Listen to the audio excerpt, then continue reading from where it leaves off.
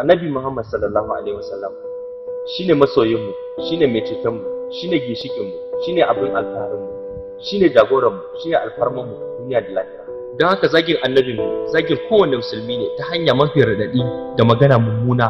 Don haka wannan sako ne zuwa ga la'anannen Allah Emmanuel Macron da masu goyon bayansa.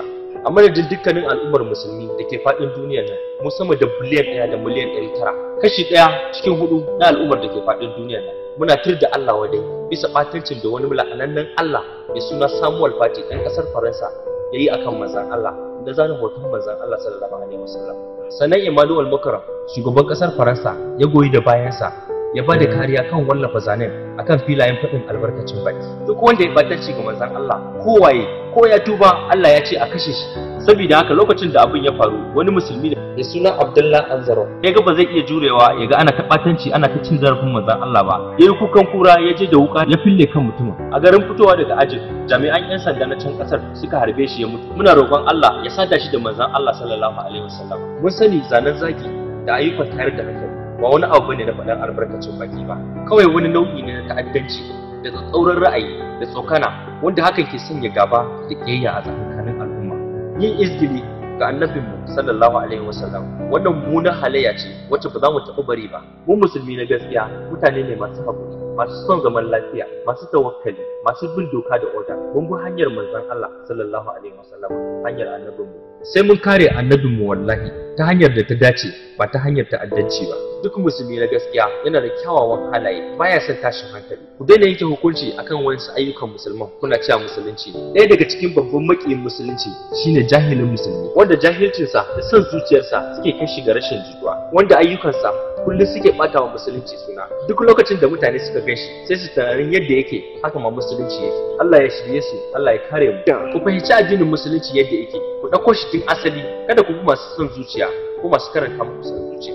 Addinin musulunci addinin dan adam ne. Musulmai sun kasance masu kare Yahudawa, Kiristoci da sauran addinai da wayewa da al'adu daban-daban, kuma sun kasance tare tsawon ɗaruruwan shekaru ƙarƙashin jagorancin musulunci, ba ƙarƙashin jagorancin jari hujja da gurguzanci ba. Addinin musulunci ba shine dalilin yaƙe-yaƙe ba, ƙarya ce ƙararrata da kuke jinginawa addinin musulunci. Duk wanda ya karanta tarihi ya fahimce shi, ya karanta tarihin mulkin mallaka da muka yi na Afirka, kowa ya sani yana da muni da dabbanci da rashin kunya da son zuciya da asalin mugunta da zalunci da yawan tarihin ta'addanci da ya faru a duniya. Ba musulmai ne suka yi shi ba. Mao Zedong ya kashe mutane miliyan 20, ba musulmi bane. Joseph Stalin wanda ya kashe mutane miliyan 20 a tarihi ba musulmi bane. Benito Mussolini wanda ya kashe mutane 400 shi ma ba musulmi bane. Yakin duniya na biyu an kashe mutane sama da miliyan 55, ba musulmai ne suka haddasa faɗan ba. Faɗan Iraq wanda aka kashe mutane sama da miliyan 12, ba musulmai ne suka haddasa faɗan ba. Mutane 20,000 sun mutu a Nagasaki da Hiroshima, ba musulmai ne suka haddasa faɗan ba. Adolf Hitler ya kashe miliyoyin mutane a duniya, ba musulmi bane. Saboda an fi mu yawan media sai a taɓata musulunci suna. Saboda haka mu ma za mu yi amfani da media mu kare annabinmu da addininmu. Daga ƙarshe muna kira ga dukkan al'ummar musulmin duniya da mu kaurace a kayayyakin Faransa kowane iri ne, domin ɗaukar fansa kan ɓatancin da aka yi annabinmu sallallahu alaihi wasallam. Saboda haka musulmi mu kare annabinmu domin shi ne gatanmu duniya da lahira. Amintacce tsarkakakke wanda ya fi kowa a tarihin duniya farkonta da ƙarshenta, wanda ba iya kaɗai mu musulmi ne muka yarda da hakan ba, hatta waɗanda ba su ba da gaskiya da shi ba su yi kyakkyawan furuci ga manzon Allah a zamaninsa suna kiransa da suna Al-Amin. Sannan manya-manyan marubuta da manyan mutane sanannu wanda duniya ta yarda da su da iliminsu da gudunmuwar da suka bayar sun yi bincike sun ga babu kamar manzon Allah sallallahu alaihi wasallam, kuma ba taɓa yin kamar sa ba, kuma ba za a yi kamar sa ba har abada. Misali, Mahatma Gandhi, jagoran India, ya ce, I wanted to know the rest of the life of one who holds today an undisputed sway over the hearts of millions of mankind.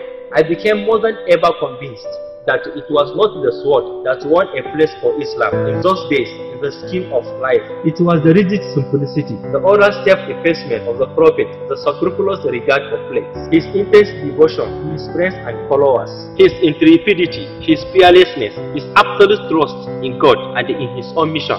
This and another sword carried everything before them and surmounted every obstacle. When I closed the second volume of the Prophet ﷺ biography, I was sorry that there was not more for me to read of that great life. Sir George Bernard Shaw ya ce, I have always held the religion of Muhammad in high estimation because of its wonderful vitality, It is the only religion which appears to me to possess that assimilating capacity to the changing pace of existence, which can make itself appeal to every age. I have studied the wonderful man, and in my opinion, from being an antichrist, he must be called the savior of humanity. Thomas Carlyle haka zalika ya ce, the lies western slander which well-meaning zeal has heaped round this man Muhammad sallallahu alaihi wasallam are disgrace to ourselves only. Da sauran misalai da yawa da manyan mutane wanda ba musulmai ba suka yabe shi a duniya. Muna kira ga al'ummar musulmi kada mu tayar da fitina ko mu tayar da hankali ko mu kone sakamakon haka. Mu kaurace kayan su ma kawai yafi musu radadi fiye da komai. Duk wani abu na batanci da za su yi ko wani su manganu da za su faɗa akan manzon Allah, kullum darajarsa ƙara ƙaruwa take yi kuma tana ƙara yawa kuma har abada ba za ta daina ba. Sannan, despite all the lies and slander upon Islam still remains the fastest growing religion in the whole world, especially in the Western countries.